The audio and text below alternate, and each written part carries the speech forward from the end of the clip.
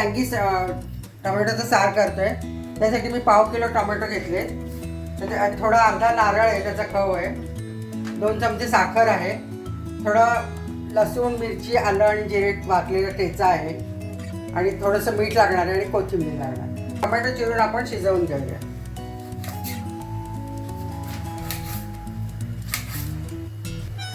शिजवून त्याचा रस काढून घेणार आहे आणि मग त्याचं सार करणार.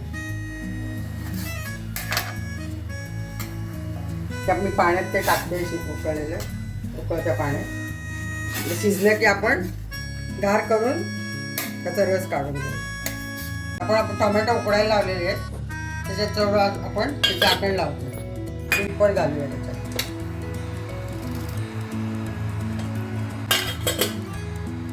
आलं, मिरची आणि जिरे वाटून घेतलेले तो ठेचा आहे.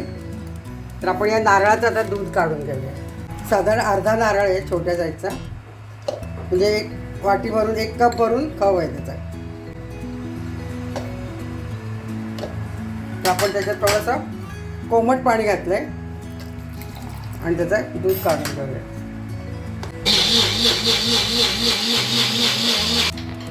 आपण त्याचा दूध काढून घेऊया.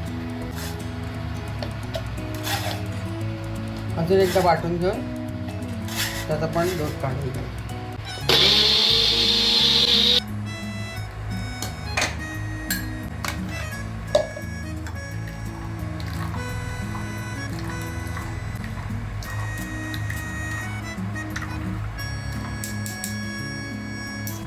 हे नारळाचं दूध आपण आपलं काढून झालेलं आहे. तोपर्यंत तिकडे टोमॅटो शिजलेले आहे, तर ते आपण गार करून घेऊया.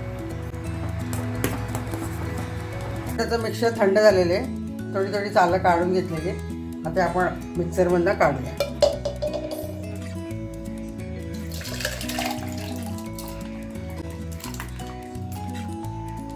त्यातलं पाणी आपण काढून घेतलंय, हे पूर्णपणे थंड झालंय.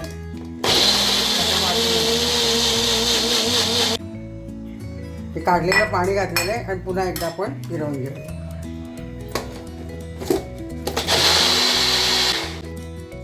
तर आपण हा रस आता टोमॅटोचा गाळून घेऊया.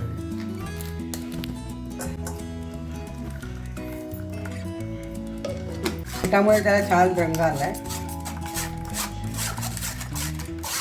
तर आपला आता हे गाळून झालेलं आहे. हा टोमॅटोचा रस, त्याच्यात आपण 1 अर्धा चमचा मीठ घालतोय. तुमच्या अंदाजानुसार तुम्ही कमी जास्त करू शकता. 2 चमचे मी साखर घातली आहे, त्याच्याऐवजी गूळ पण घालू शकता. थोडासा हा मिरचीचा ठेचा घालतोय. मिरची, लसूण आणि आलं हे कुटलेलं आहे आणि आपण नारळाचं दूध काढलंय ते पण आपण त्याच्यात घालतो.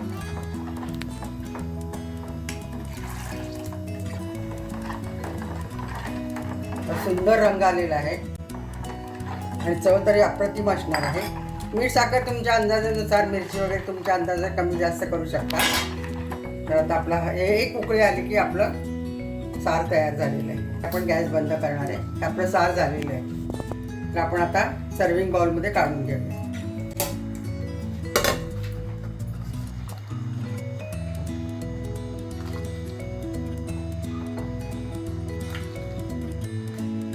टोमॅटो चांगले मिळतात या दिवसात. तर हे सार रुचकर सार होतं, तोंडाला चव वाढणारं सार आहे.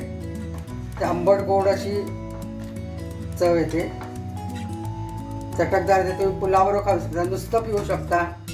तर आपलं हे, याच्यावर आपण थोडीशी कोथिंबीर घालूया.